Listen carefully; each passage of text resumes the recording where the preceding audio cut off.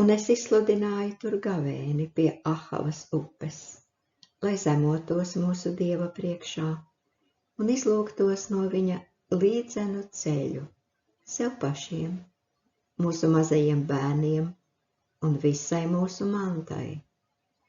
Bet es kaunējos prasīt no ķēniņa karaspēku un jātniekus, kas lai aizsargātu mūs ceļā no ienaidnieka, jo mēs bijām sacījuši ķēniņam tā: mūsu Dieva roka valda par glābiņu pār visiem, kas meklē viņu, bet viņa vara un dusmas ir pret tiem, kas viņu atmet.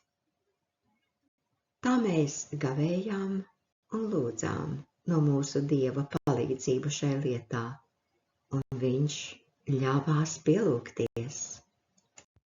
Tad es izraudzīju 12 no priesteru galveniem, Šerebju, Hašabju un ar viņiem 10 no viņu brāļiem, un izsvēru viņiem sudrabu un zeltu un traukus, kas bija ziedojums mūsu Dieva namam, ko ķēniņš un viņa padomnieki un viņa lielkungi un viss Izraels, kas tur atradās, bija ziedojuši.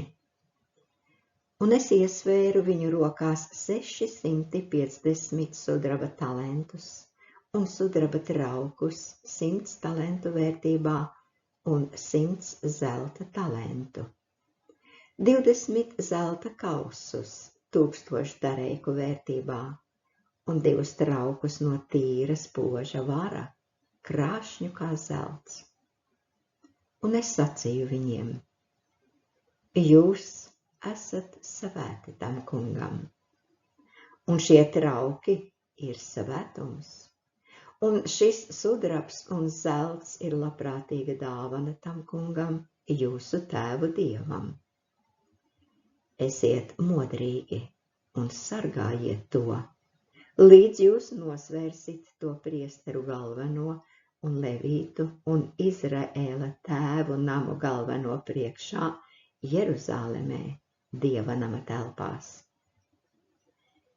Tā priesteri un levīti pārņēma savā zināšanā nosvērto sudrabu un zeltu un traukus, lai aizvestu uz Jeruzālemi, uz mūsu Dieva namu.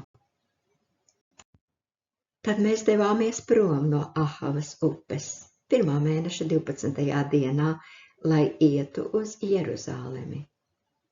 Mūsu Dieva roka bija pār mums, un viņš mūs izglāba no ienaidnieka rokas un no tā, kas uzglūna ceļa malā.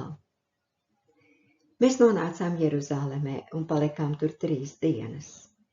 4. dienā mēs iesvērām sudrabu un zeltu un traukus mūsu Dieva namā, priestera Meremota Ūrijas dēla rokā, un pie viņa bija Eleazars, Pinehasa dēls, un ar viņiem bija levīti Jozabāts, Ješuas dēls, un Noadja, Binnuja dēls. Mēs pierakstījām visu pēc skaita un svara, un arī visu kopējo svaru.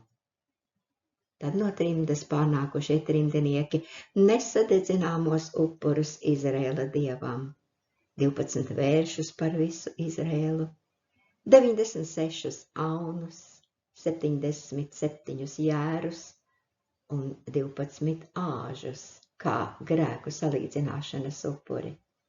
Tas viss bija dedzināmais upuris tam kungam. Un viņi arī nodeva ķēniņa rīkojumus ķēniņa vietvalžiem un Aizeifratas pārvaldniekiem. Pēc tam tie atbalstīja tautu un Dieva namu.